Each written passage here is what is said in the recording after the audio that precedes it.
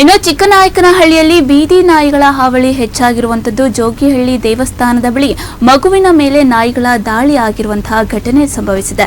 ಗುಂಪಾಗಿ ಬಂದಂತಹ 7-8 ಬೀದಿ ನಾಯಿಗಳಿಂದ ಏಕಾಏಕಿ ಮಗುವಿನ ಮೇಲೆ ದಾಳಿಯಾಗಿರುವಂತಹ ಘಟನೆ ಚಿಕ್ಕನಾಯಕನಹಳ್ಳಿಯಲ್ಲಿ ನಡೆದಿದೆ. ಪಟ್ಟಣದ ಜೋಗಿಹಳ್ಳಿ ಆಂಜನೇಯ ಸ್ವಾಮಿ ದೇವಸ್ಥಾನದ ಬಳಿ ಗುಂಪಾಗಿ ಬಂದಂತಹ 7-8 ಬೀದಿ ನಾಯಿಗಳು 5 ವರ್ಷದ ಮಗುವಿನ ಮೇಲೆ ಏಕಾಏಕಿ ದಾಳಿ ನಡೆಸುವಂತಹ ಘಟನೆ ನಡೆದಿರುವಂತದ್ದು. ಇನ್ನು ಇಂದು ಬೆಳಗ್ಗೆ ಸ್ಥಳೀಯರು ವಾಕಿಂಗ್ ತೆರಳ್ತಾ ಇರುವಂತಹ ಸಂದರ್ಭದಲ್ಲಿ ಈ ಘಟನೆ ಸಂಭವಿಸಿದೆ.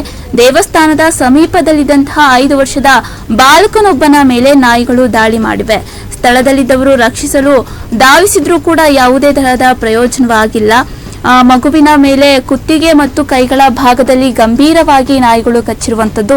ಇನ್ನು ಗಾಯಗೊಂಡ ಮಗುವನ್ನ ತಕ್ಷಣವೇ ಸ್ಥಳೀಯರು ಆಸ್ಪತ್ರೆಗೆ ದಾಖಲಿಸಿ ಚಿಕಿತ್ಸೆಯನ್ನ ನೀಡಲಾಗುತ್ತದೆ.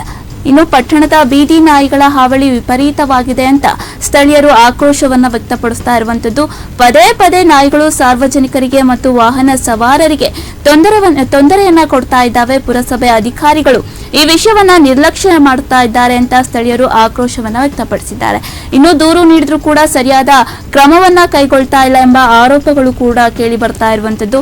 ಇದಕ್ಕೆ ಸಂಬಂಧಪಟ್ಟ ಅಧಿಕಾರಿಗಳು ಕೂಡಲೇ ಬೀದಿ ನಾಯಿಗಳ ನಿಯಂತ್ರಣಕ್ಕೆ ಅಗತ್ಯ ಕ್ರಮ ಕೈಗೊಳ್ಳಬೇಕೆಂದು ಸಾರ್ವಜನಿಕರು ಒತ್ತಾಯವನ್ನ ಮಾಡಿದ್ದಾರೆ. ಚಿಕ್ಕನಾಯಕನಹಳ್ಳಿ ಅಲ್ಲಿ ನಡೆದಿರುವಂತಹ ಘಟನೆ ಇದು.